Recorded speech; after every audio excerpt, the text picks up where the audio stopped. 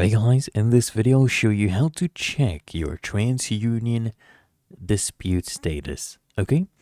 Now the first thing I want you to do is come to transunion.com, hover over your credit, and then from this drop down, I want you to just select the second last option, which as you can see is credit disputes, okay?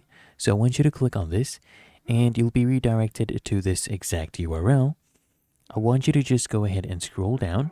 As you can see right here, it says that we just have to log into our account. And once you've basically submitted your, dispute, you should see the status there as well online. Okay, you can track everything online through your account once you're actually logged in. Okay, you can just come here to log in and come over here, click on credit and then credit disputes.